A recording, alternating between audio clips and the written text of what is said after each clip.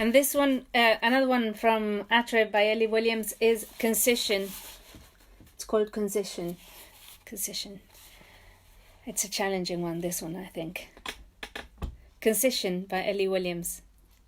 One single Finnish word describes the sudden blast of heat that comes after water is poured upon a sauna's brazier. One Bantu verb can be used to sum up the act of discarding one's clothes specifically in order to dance, while on Easter Island, one Rapa Nui word means the swelling of the larynx caused by screaming too much. I am anchored to my spot by the landline, and we both know that there's nothing that I can say to save the conversation from its course. So instead, I pass the time putting my eye to the 3 holes in the telephone receiver. You are speaking and I am staring, the wire coiled through my fingers connecting our present tenses. You are using short sentences and I blink in time with each clause. I blink directly against the plastic of the phone so that you might hear the kissing scrape of eyelashes. I am quick to replace my eye with my mouth to calm you when I detect the wheedle of your voice becomes pitched more urgently. I look at the hand that is holding the phone with a new curiosity. It is holding the curved plastic to my face with a grip that I would usually only ever associate with times of panic. I know, though some previous spurious training, that should I ever find myself wandering onto quicksand, I must endeavour to lie flat, not struggle and try to gain purchase on a nearby bow or rope. Such is my grip on the telephone receiver now.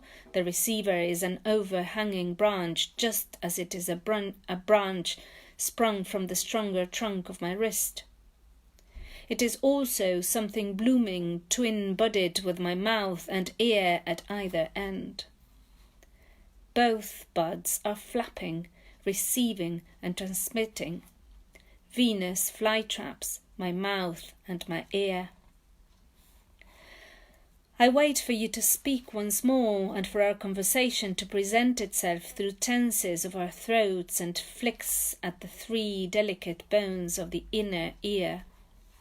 We attend the clicks of underwater cables and teeth and caveats, and I sit there eyeing the telephone in my hand and waiting for your final line. You are waiting for mine.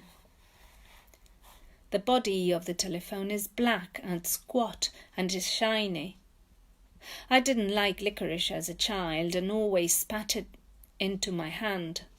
I confided this fact to you when we first met, and you told me that you did exactly the same with mint and imperials.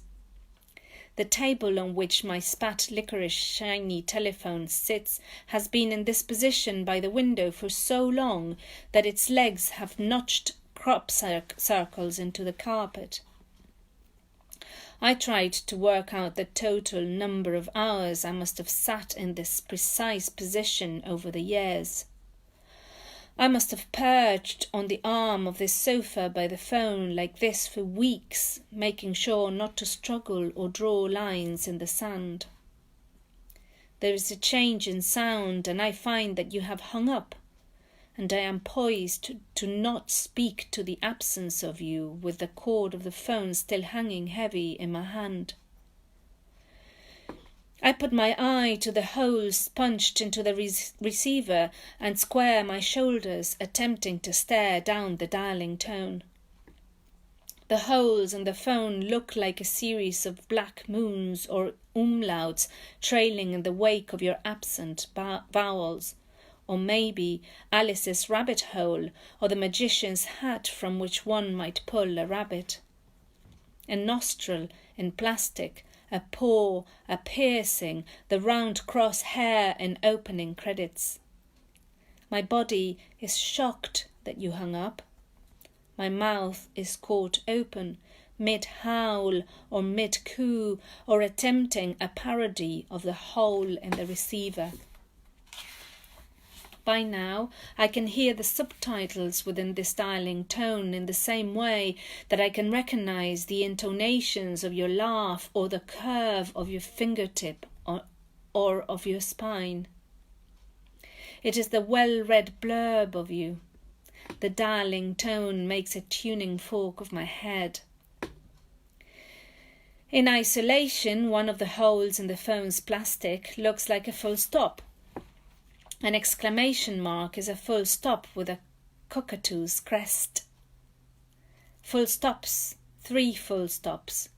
Had you been waiting for me to finish your sentence and to join the dots? Liechtenstein or Serot, or the sign of a therefore stacked notation used to indicate the conclusion of a syllogism. You can't see the whole picture without counting on the importance of dots, motes, specks. Sitting by the phone, I must have steeled myself because I did not lie flat on my front or on my back, but drew my knees beneath my chin and tried to mote myself, sucking in my stomach. Black holes in space, I think, are right now sucking on something and everything is in awe of them. The pupil is an absence in your eye. I wonder if I will see that dot again or tell you that I know every flex of its absence. It's the "that's all, folks" black hole into which a cartoon pig giggles, stutters, disappears. These dots in this licorice plastic are suddenly your laugh, the dangling bell rope of your throat, or it's a river smooth disc of black stone that would skip like a heartbeat if skimmed across a flat enough surface. The places that your business trips have taken you, places with Venus flytraps and sinking, stinking sand. I used to have an atlas under the phone just so I could trace the contour lines and tributaries around your location as you spoke to me. And as I nodded along with your words, I would work out our time differences with a small, flat pocket calculator branded with your company's name, which you pocketed at a conference and I used as a bookmark. Over the years, you had called me from street corners and from busy cafes and from echoing conference venues. I wondered whether you had made this particular call in a place that was near water with skippable stones or somewhere that might serve you the black circle of an espresso on a white table. I put my eye again to the receiver and pretended it could be a periscope, and that I could have seen the moment that your hand slammed down the receiver at your end. This is perhaps a mischaracterization. Maybe you simply eased it gently back in its moorings. The sense of depth that these holes have is not quite filled with your side of the story.